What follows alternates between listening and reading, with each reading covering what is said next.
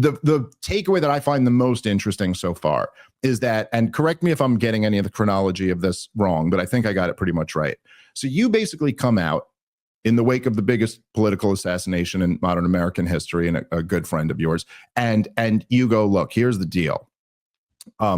Charlie was really at war with the Israel lobby and with all of the Zionist handlers around him. They were threatening him. They were pulling funds from him. He had basically gotten to the point where he was like, I don't support any of this anymore.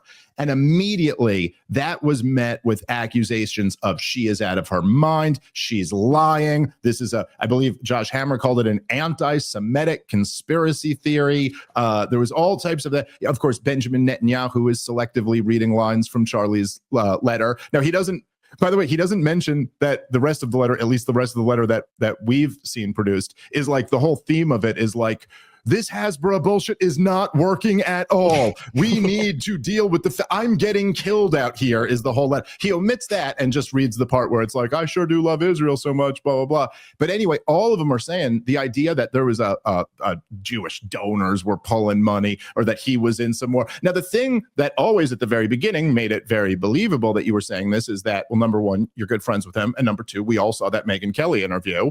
So, like, we all kind of know what's going on a little bit. He was hosting you on stage. I mean, if you're like so committed to the pro-Israel cause, you stay away from Dave Smith, right? I mean, that's a pretty easy thing to not invite Dave Smith to do a debate on stage when you know he's going to win. Well, that was, and I mentioned this also at the thing. There was something about me, because look, obviously he had Tucker and he had Megyn Kelly there, who both essentially said Mossad was Epstein and were very, Tucker certainly was very critical of the Israeli government. But Tucker and Megyn are Tucker and Megyn. So, like, you have to have them at a conservative conference. Who could tell you're not going to have them? They're like legacy icons of the conservative movement. But there was no need to have me. Like, that was a choice. Like, that was just, he could have just not invited me. But anyway, so then this all gets exposed, or this, you get attacked for making up this nonsense. And now all of the receipts have been produced that this part I don't even think is in dispute by anyone at this point, that yes, millions of dollars had been pulled out of Turning Point USA over platforming Tucker Carlson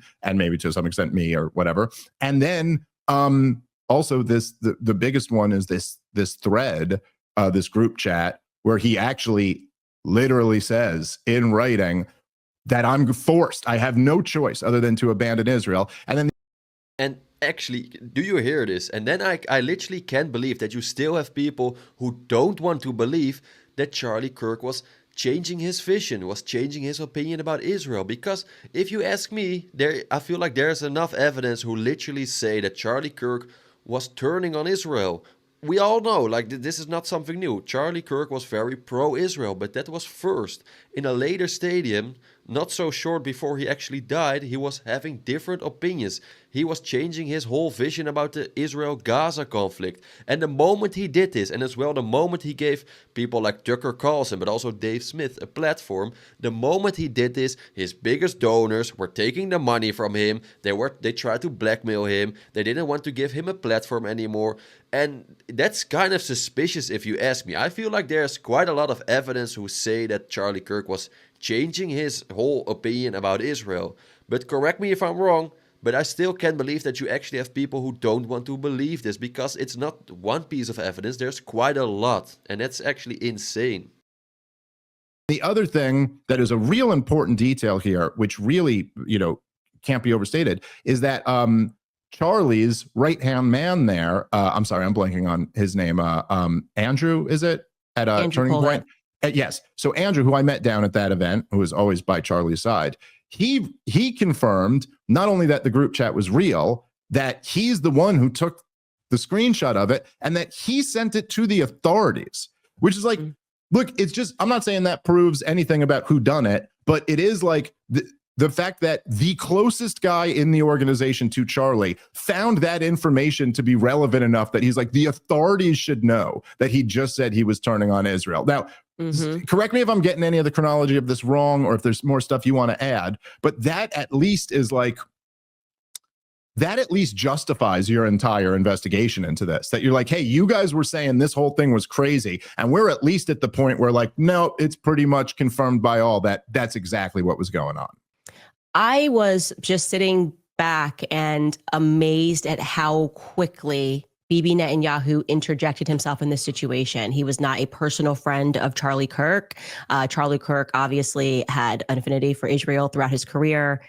Everybody knew he was changing in the end. It was such a strange thing that they then tried to say that that wasn't real.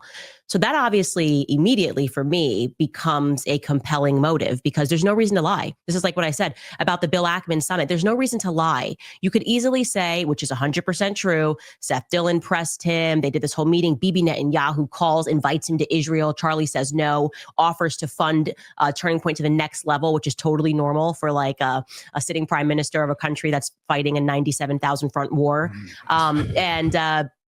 Charlie said no. Okay. And if they had been like forthcoming and everyone had just kind of told the truth, I would have just been like, okay, like this is like some crazy lefty that did this. There's just never a reason to lie. Even if I get into a fight with Charlie the day before he dies, I would be like, my biggest regret is that my last words to Charlie were F you. And this shows you life can be taken from you at any moment. Like I am just beside myself.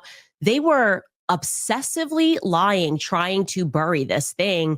And it made me go, something's just not right here. Okay.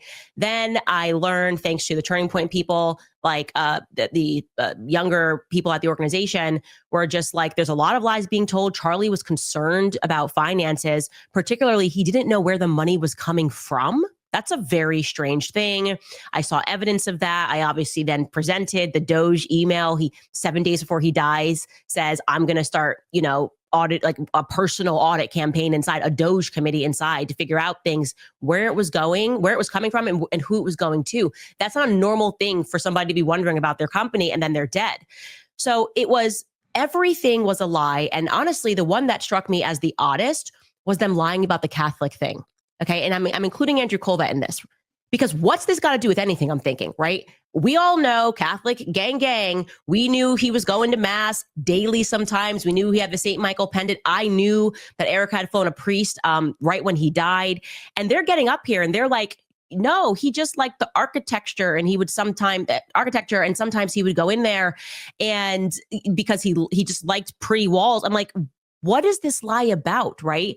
So I'm putting together a picture, and the obvious thing to me, if I am a detective, is you're only lying because you're hiding something, right? And it seems to me like they're trying to not upset the very people that were pressuring him. They want him to be this committed Christian Zionist. He never faltered on it. If you want that money to keep going, are these donors still pressuring you? Now, why is Bibi Netanyahu lying? I don't know. But what I do know is we aren't getting the truth about anything. And that's actually insane. And the question, why is Bibi Netanyahu lying? Probably because he tries to cover something up. Of course, he will never tell us the truth. Like, he is lying about many politicians, not only Bibi Netanyahu. They always lie. That's where they're famous about. But in this case, it's actually insane. Because it's also kind of suspicious. Why do you think they don't want us, the average Americans, why do you think that they don't want us to know what actually happened? Because if we know what actually happened, then shit really hits the fan. Then it's like an explosion. People will freak the F out.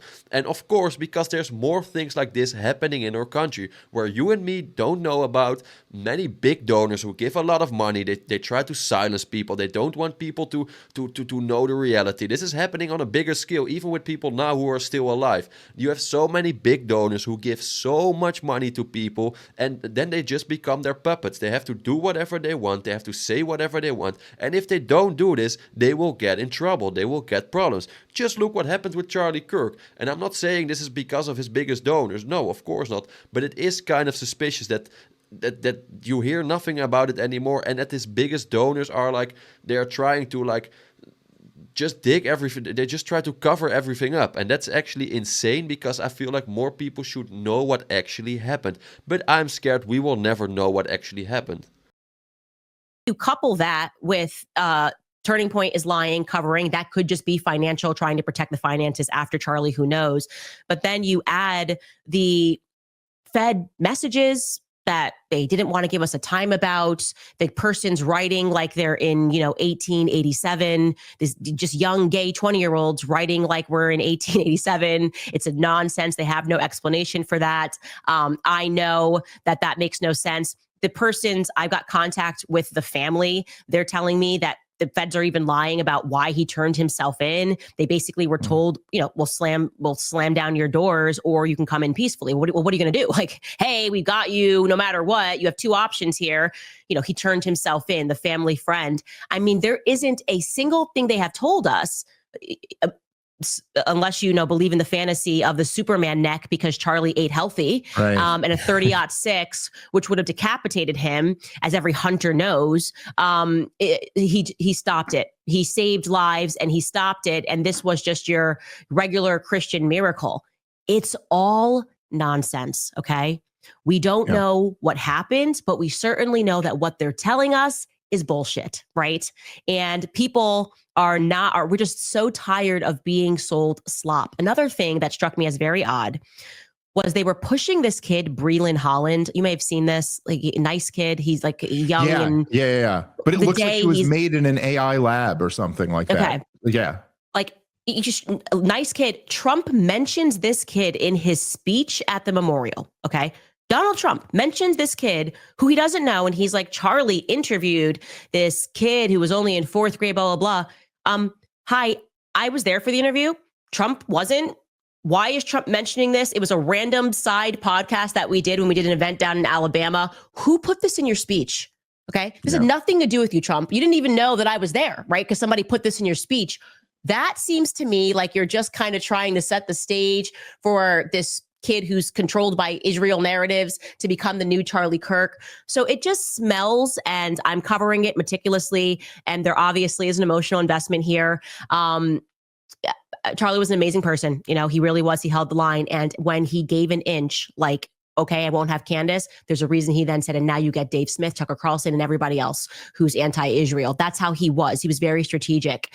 And I know he pissed off Bibi Netanyahu and his boys, because he is the single reason, okay, that we did not go to war with Iran. You guys may think that's crazy. It's a fact. No, it's Maybe it sounds weird what Candace just said here, but she could be right, if I'm being honest, because Charlie Kirk was a very powerful man, especially his whole organization. Turning Point USA was a very powerful organization. Like, I don't have to explain you that if you can control so many of the younger people with your debates and with your like all the campus debates he could control so many minds and opinions of especially younger Americans, that he is a very powerful man. So I wouldn't be surprised that if that Charlie Kirk had something to do with the whole Israel-Iran conflict, and that maybe he tried to stop this. Like, of course, there is no evidence for this, but I wouldn't be surprised if this is actually true. It was a big, that was a big deal. And look, I remember it. I remember texting him and giving him a lot of credit for it at the time, because it was like, what happened was, as Trump is flirting with what it turned into the 12-day war, or around the time when Israel starts first bombing, and it wasn't clear whether or not we were going to get in on it.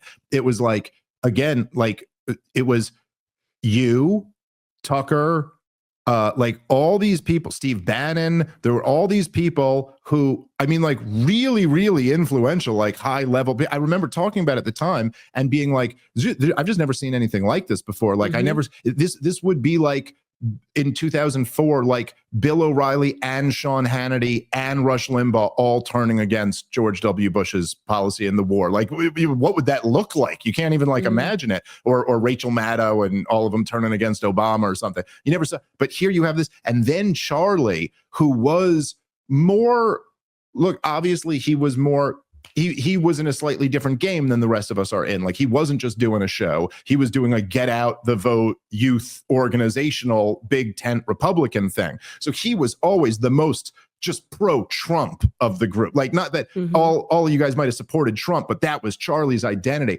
And then when even he came out and was just like, no, dude, like, we are not, this is not what the Trump base wants. Like, this is not, that is a huge, look, again, to some degree, it's hard to prove the counterfactual or what influence everything had, but that made it that there was such a political price for Donald Trump to have escalated the thing. Like, and he was saying this to his face at the White House. And Charlie was, as someone said to me, and this is a perfect way to put it, Charlie was a maestro, right?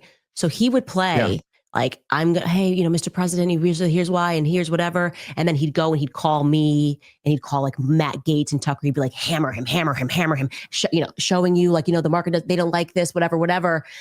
And he won. Like in a room full of people who wanted him to go to war with Iran, Charlie Kirk made the difference. And I don't take Bibi Netanyahu as someone who would take that lightly, right? And I just, everything he has done since Charlie has passed, trying to assert his legacy as he never blinked on Israel, it makes me uncomfortable, okay? Now, that's a feeling, and I've expressed that feeling, but I've also been meticulous about delivering a timeline of the facts, and it is very clear that some funny business started happening after the notorious event where you and Tucker spoke at, and they were enraged, and the donors were enraged. They took millions of dollars, and he said after that, he said no to Bibi Netanyahu. He said, no, I don't want your money. I don't want to take Turning Point to the next level. I've now recently, which I haven't presented yet, am learning how much money each person at Turning Point lost when Charlie said no to Bibi Netanyahu, because they were going to get a percentage of that. And that's interesting. Anybody investigating a crime knows, look at financial motives, right? Common sense, look at financial motives. And they're emotionally manipulating us like it's disrespectful to his legacy to pursue truth. I knew Charlie. I'm not listening to them. You do one of two things when you go through something like that. I suffered a real trauma. I had to take 2 weeks off because I couldn't even process what was happening, and the way they were trying to get us to just forget about it, Dave, just move on. His legacy is he loves Israel. It's over. And here's what you can do if you love Charlie, donate. Okay. No. I was behind Turning Point because Charlie was there. He's not there. I need to know what and who is running this organization now behind the scenes.